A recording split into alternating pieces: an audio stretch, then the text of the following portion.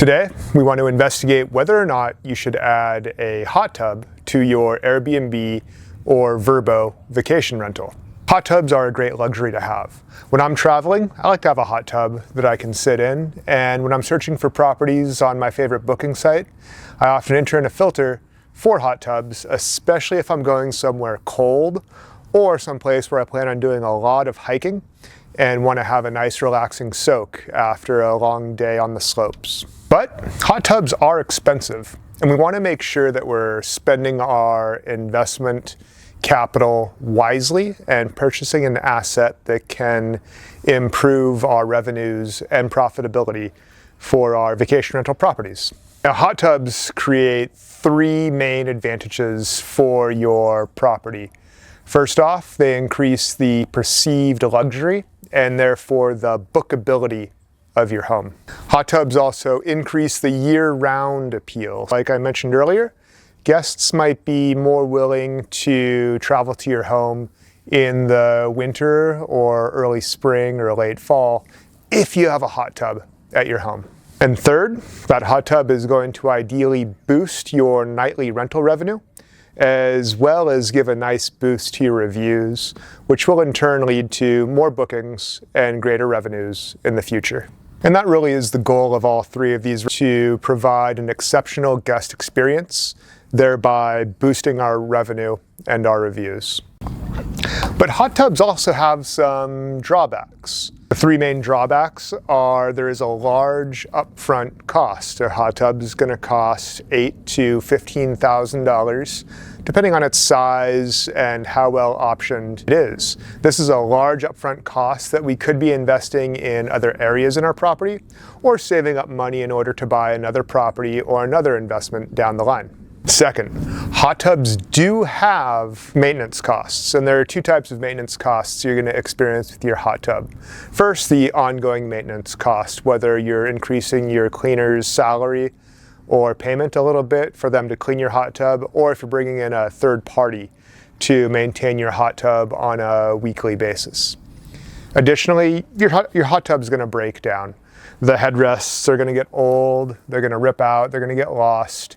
Your heating element may go bad, pipes may burst in the winter. You're going to have issues with your hot tub, and it's going to have to be maintained on a regular basis. Third, the big risk with a hot tub is that if it's not well maintained, if it's not working when the guest gets there, or if it's not clean when the guest gets there, your review scores are going to suffer. It's hard to explain away a hot tub that is dirty or not working. And that can decrease future revenues by decreasing your current review scores. So there is a risk-reward benefit to having a hot tub on your property. This past week I was at a home in Sequoia National Park, and it had a hot tub. I was very excited for the hot tub. I packed my swimsuit and I went to go check the hot tub after dinner, and it was 84 degrees and cloudy, which is just very unappealing for a nice nighttime soak. So I frustratingly went back in the house and read a book. Now, I'm a regular traveler on Airbnb. I'm also a super host on Airbnb, and I don't want to give the host a bad review, but if that hot tub had been working, I would have been happy to have given a 5-star review. Without it working, I'm just going to leave them reviewless. Some specific challenges I've had with hot tubs in the past. So I had this one hot tub that had this really cool waterfall feature that would pop out and shoot water on your back, or it would light up and like lights would dazzle across it. It looked beautiful, but here's the problem. Is every single time the hot tub would run its own cleaning cycle, that would pop up into the bottom of the hot tub lid and shoot water out the back. For months, we thought the hot tub was leaking. We tried fixing it 2 times. It wasn't working until the owner of the hot tub place finally came up and said, this is a kind of a problem with these hot tubs, because when they clean, they just shoot water everywhere. So I'm just going to go ahead and disable this connection to your waterfall. So I'm losing the premium waterfall feature on my hot tub, but the hot tub is keeping the amount of water in it that it needs to both heat and keep my guests happy. Another hot tub feature that I had one time is my caretaker was filling my hot tub up with a little bit of water in early January in the mountains of Utah, and they forgot to turn the water off.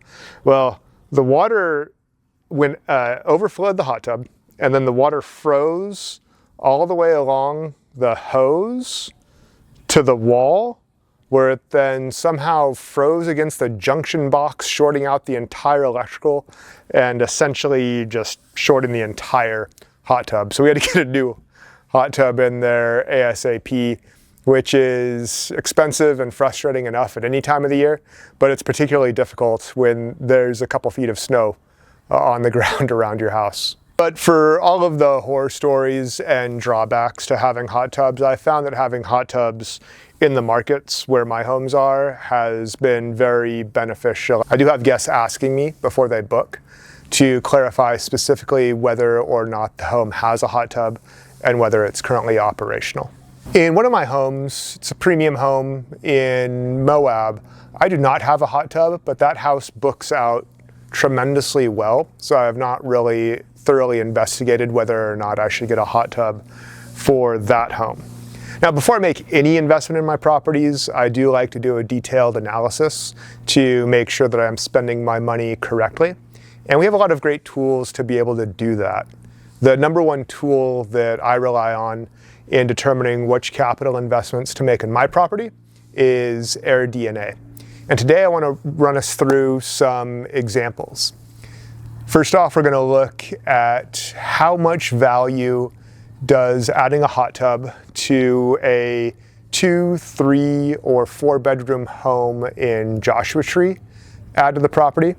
Then we're going to look at Broken Bow, Oklahoma. And finally, we're going to look at my market, Moab.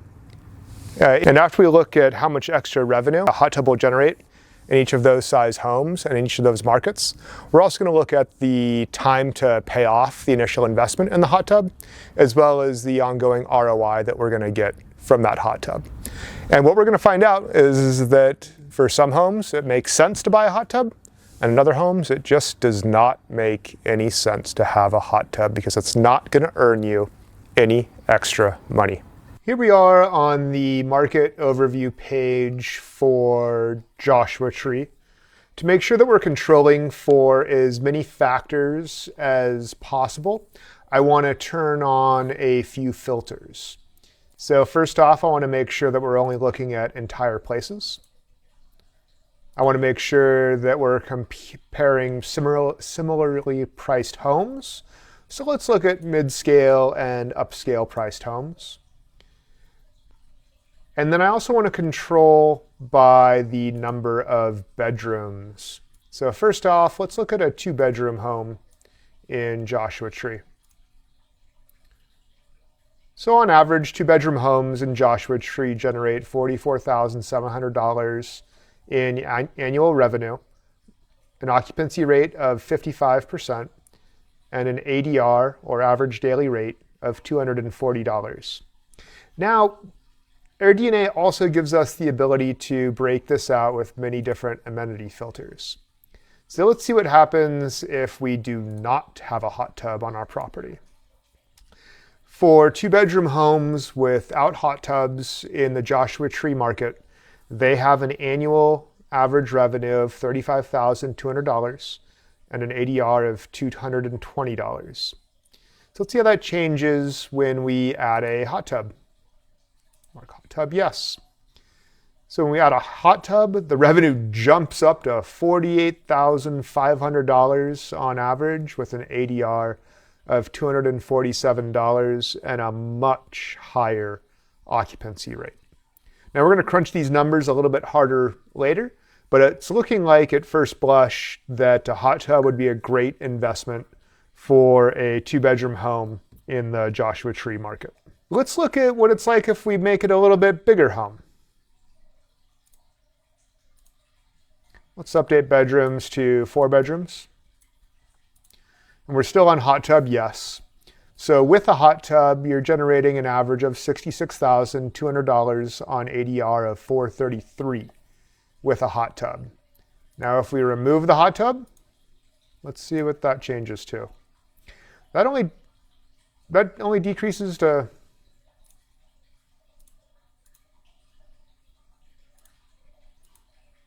decrease was so small I hardly noticed.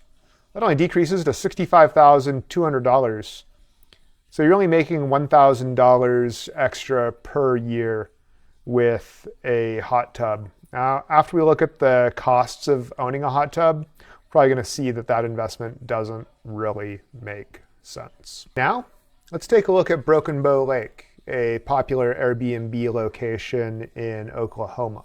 So first I want to make sure that I have the same filters in place. So entire place, price tier, mid-scale, upscale, amenities, let's leave that for a sec. And of course, when you're doing this for yourself, you want to make sure that you're selecting as many amenities as apply to your property so that you're getting the best comp set to compare the additional potential revenue of adding a hot tub.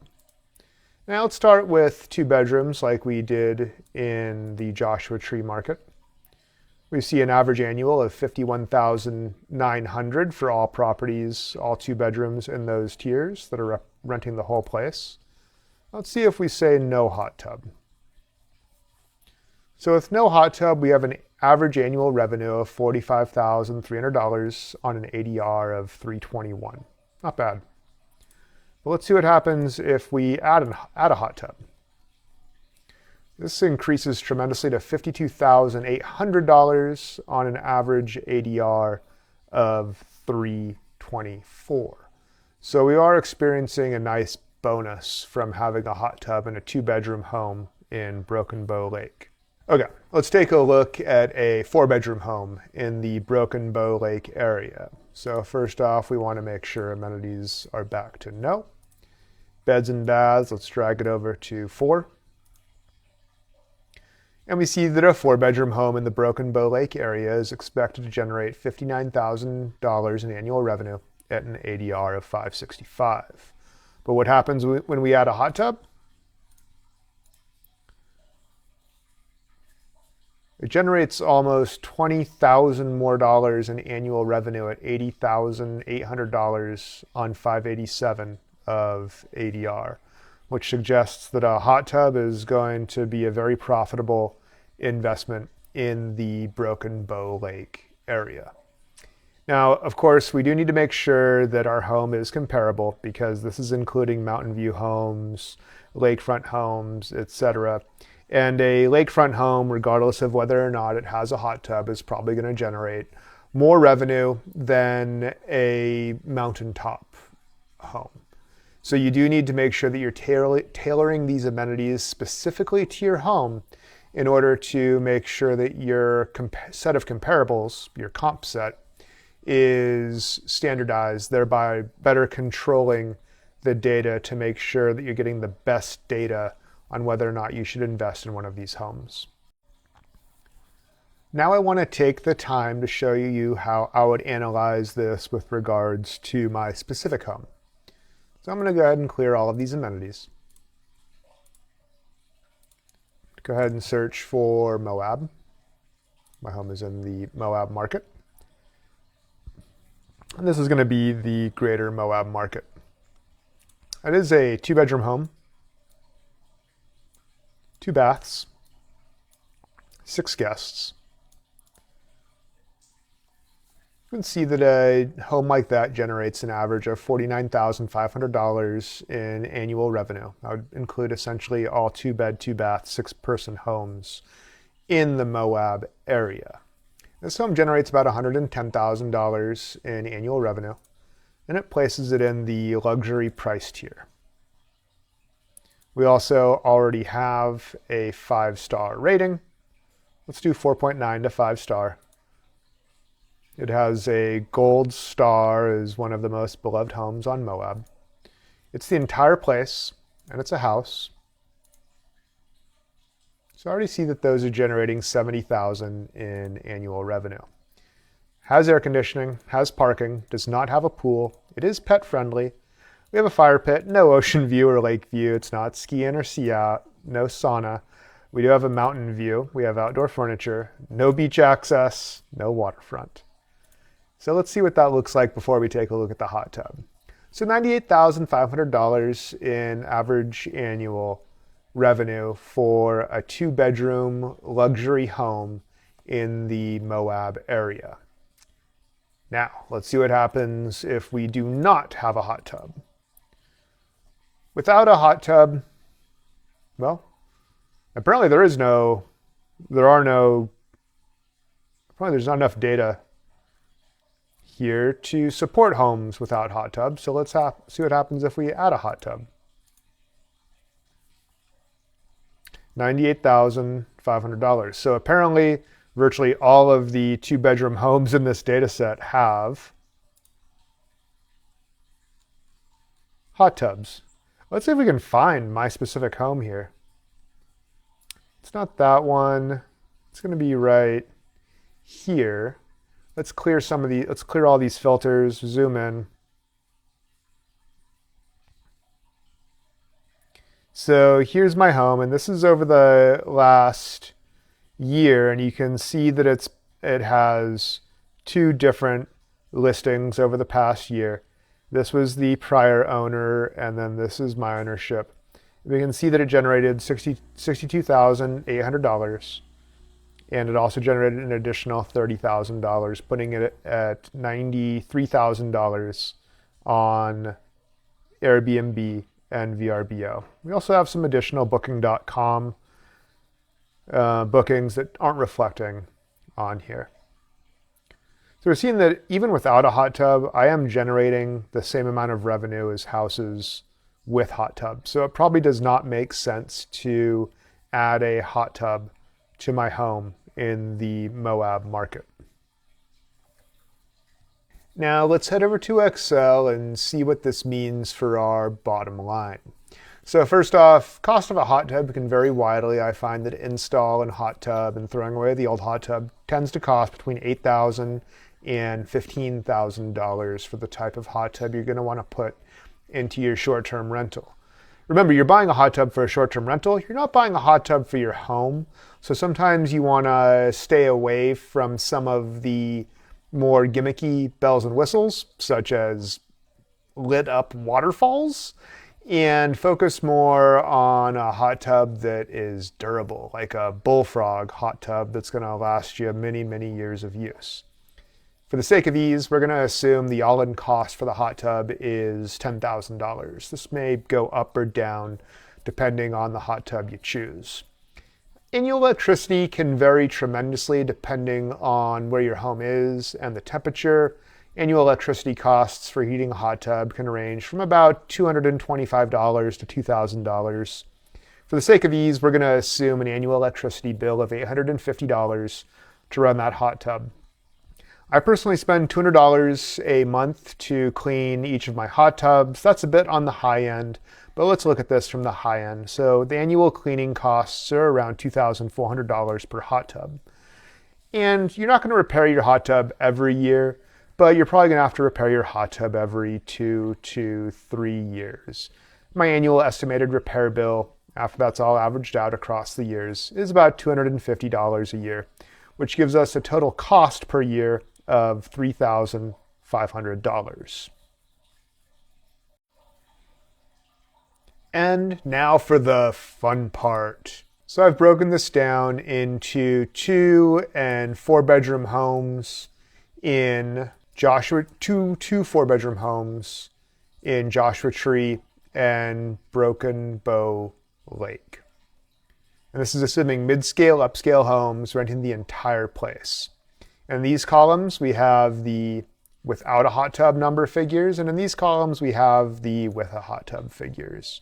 So as you can see, then in these columns, we have the analysis. So if we add a home, if we add a hot tub to a 2 or 3-bedroom home in Joshua Tree, it's increasing our annual revenue by $13,000. Assuming it costs $3,500 to operate the home on an annual basis, we're increasing our profit by almost $10,000 a year by adding a hot tub. We're going to be paying off that hot tub in about a year, and it's creating a tremendous incremental return on investment of almost 100%.